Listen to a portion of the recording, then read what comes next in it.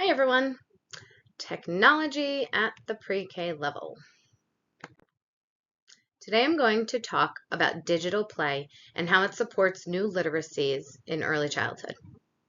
I'll also touch on the misconceptions and why intentional use in the classroom really matters. My name is Jen and I am a universal pre-K teacher.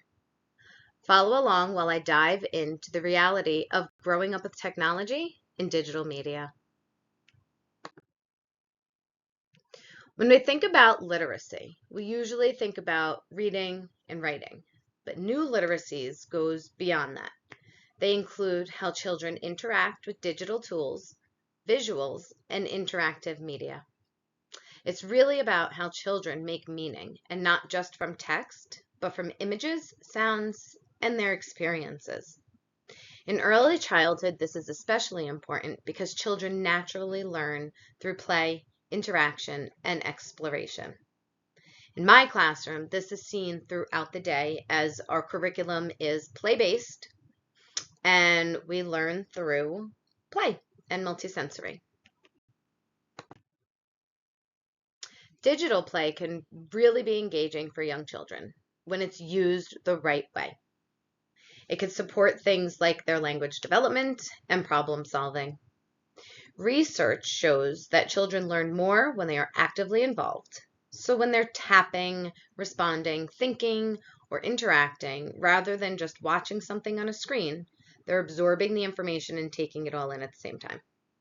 So it's not just about using technology, it's how we use the technology. In my pre-K classroom, I've used interactive digital games for many things. Actually, this week, we've been using an app called Boom Cards to actively engage the students in a recycling activity. The students would come to the board and interact with the screen by sliding different pieces of trash to either a garbage can or a recycling bin. Each student became so active in this, they loved it. They couldn't wait till it was their turn. They were calling it fun as they were learning. I often say to the students at the end of an activity, "Did you have fun?" And they all shout out, "Yeah." And then I say, "Okay, well, you were learning, and learning can be fun." One of the students actually shared that they've been helping their parents at home sort all of their recycling. Here in this example is my students following and focusing on their skills like positional words and following directions during our gingerbread unit. After we played Sign and Seek, which you'll find in the link I posted below, these students played digital games using their different positional words, playing a game of hide and seek. In this example, the students had to hold up their own gingerbread man and place it on the board either on, in, or around the house, listening for the different positional words. After that, they all received a real gingerbread cookie and followed the same directions as they placed the gingerbread man on top of their head, next to their body, and eventually inside their mouth. They really loved this lesson as it showed me that the learning was transferring beyond the screen.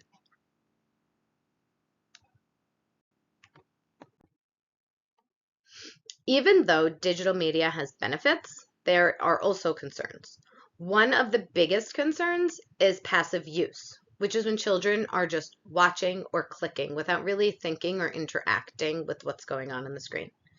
Research shows that children learn more when they are actively engaged with the content. Access to technology is also another big thing. The digital divide is real, and it's when all children do not have access to the same technology. It's important to bear this in mind. A lot of communities are in poverty or lack the funds or the access to the technology.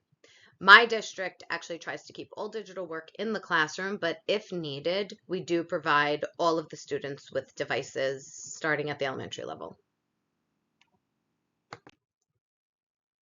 From my experience, technology by itself does not teach. The teachers do.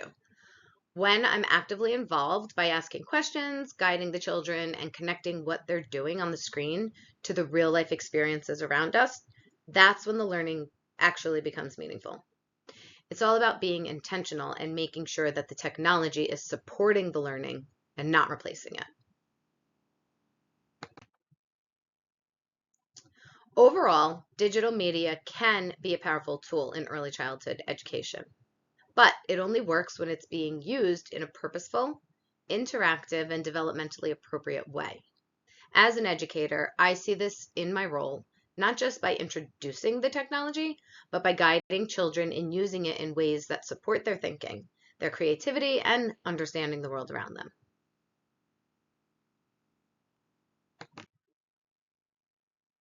These are the sources that have informed my thinking and supported the ideas in my presentation.